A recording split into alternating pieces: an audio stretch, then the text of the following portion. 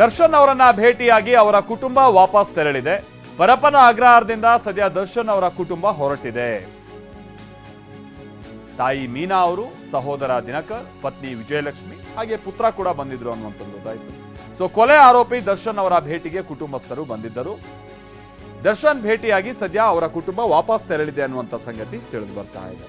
ಪರಪ್ಪನ ಅಗ್ರಹಾರದಿಂದ ದರ್ಶನ್ ಅವರ ಕುಟುಂಬ ಹೊರಟಿದೆ. ನಿಮ್ಗೆ ಗೊತ್ತಿರಲಿ, ದರ್ಶನ್ ಅವರು ತಮ್ಮ ಕುಟುಂಬದಿಂದ ಬೇರೆಯಾಗಿ ಅಂತ ಅಂದ್ರೆ ಅವ್ರ ತಾಯಿ ಜೊತೆಗೆ ಏನೋ ಗಲಾಟೆ ಮಾಡ್ಕೊಂಡಿದ್ರು, ಏನೋ ಗಲಾಟೆ ಆಗಿತ್ತು ಅನ್ನುವಂಥದ್ದೆಲ್ಲ ನಮ್ಗೆ ಹಿಂದೆ ಗೊತ್ತಿದ್ದಂಥ ಸಂಗತಿ, ಮಾತನಾಡ್ತಿರ್ಲಿಲ್ಲ ಅಂತೆ. ಇನ್ನು ಸಹೋದರ ದಿನಕರ್ಗಂತೂ ಹಿಂದೆಯಿಂದನೂ ಕೂಡ ಏನೋ ಹೊಡೆದು ಗಲಾಟೆ ಆಗಿ ಅವ್ರು ಕೂಡ ಇವ್ರ ಜೊತೆಗೆ ಅಷ್ಟು ಸಂಬಂಧ ಇರಲಿಲ್ಲ. ಹಾಗಾಗಿ ಅವ್ರು ಸಪರೇಟ್ ಆಗಿ ದರ್ಶನ್ ಅವರಿಂದ ಜೀವನ ನಡೆಸ್ತಾ ಇದ್ರು. ಈಗ ಮೊನ್ನೆ ಇಷ್ಟೆಲ್ಲ ಆದಂಥ ಸಂದರ್ಭದಲ್ಲೂ ಕೂಡ ಅವರ ತಾಯಿ ಹಾಗೆ ಸಹೋದರ ಬಂದಿರಲಿಲ್ಲ, ಕನಿಷ್ಠ ಸ್ಟೇಷನ್ಗೂ ಕೂಡ ಬಂದಿಲ್ಲ, ಈ ಬಗ್ಗೆ ರಿಯಾಕ್ಟ್ ಕೂಡ ಮಾಡಿರಲಿಲ್ಲ.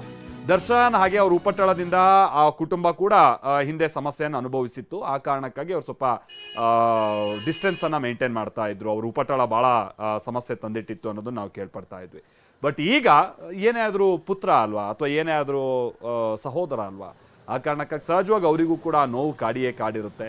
ಏನೋ ಶತ್ರುಗಳೇ ಏನೋ ಒಂದು ಸಂದರ್ಭದಲ್ಲಿ ಸಮಸ್ಯೆ ಸಿಕ್ಕಾಕಂಥ ಸಂದರ್ಭದಲ್ಲಿ ನಾವು ಅವ್ರ ಬಗ್ಗೆ ಮರುಕ ಪಡ್ತೀವಿ. ಅಂಥದ್ರಲ್ಲಿ ಮನೆ ಮಗ ಇಂಥ ಸಮಸ್ಯೆಯಲ್ಲಿ ಸಿಕ್ಕಾಕಂಥ ಸಂದರ್ಭದಲ್ಲಿ ಒಂದು ಮರುಕ, ಒಂದು ಬೇಸರ ಅನ್ನುವಂಥದ್ದು ಇದ್ದೇ ಇರುತ್ತಲ್ವಾ. ಈ ಕಾರಣಕ್ಕಾಗಿಯೇ ಏನೋ ಕೊನೆಗೂ ಅವರನ್ನು ಭೇಟಿ ಮಾಡುವಂಥ ನಿಟ್ಟಿನಲ್ಲಿ ಅವರ ತಾಯಿ ಹಾಗೆ ಅವರ ಸಹೋದರ ನಿರ್ಧರಿಸಿದ್ರು. ಇವತ್ತು ಪತ್ನಿ ವಿಜಯಲಕ್ಷ್ಮಿ ಅವರ ಜೊತೆ ಸೇರಿ ಇಬ್ಬರು ಬಂದು ಭೇಟಿಯಾಗಿ ಹೊರಟಿದ್ದಾರೆ. ಬಟ್ ಇದರ ಜೊತೆಗೇನೆ ಪರಪ್ಪನ ಅಗ್ರಹಾರದ ಜೈಲಾಧಿಕಾರಿಗಳು ನಡ್ಕೊಳ್ತಾ ಇರುವಂಥ ರೀತಿ ಬಗ್ಗೆನೂ ಕೂಡ ಹಲವರು ಪ್ರಶ್ನೆ ಎತ್ತುತ್ತಾ ಇದ್ದಾರೆ. ಸಾಮಾನ್ಯರಿಗೊಂದು ಕಾನೂನು, ದೊಡ್ಡವರಿಗೆ ಒಂದು ಕಾನೂನು ಅಂತ.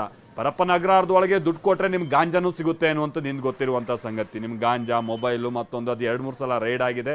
ಅದೇನೋ ಅದನ್ನು ಸರಿದಾರಿಗೆ ತರುವಂಥ ವ್ಯವಸ್ಥೆಯನ್ನು ಆಗ್ತಾ ಇಲ್ಲ. ಬಟ್ ಈಗ ದರ್ಶನ್ ಅವ್ರ ಕುಟುಂಬ ಹೀಗೆಲ್ಲ ಬರ್ತಾ ಇರುವಂಥ ಸಂದರ್ಭದಲ್ಲಿ ರಾಜಾರೋಷವಾಗಿ ಅವ್ರಿಗೆ ಈ ರೀತಿಯಂಥ ರಾಜಾತಿಥ್ಯವನ್ನು ನೀಡ್ತಾ ಇರುವಂಥದ್ದು ಹಲವರು ಪ್ರಶ್ನೆ ಮಾಡ್ತಾ ಇದ್ದಾರೆ.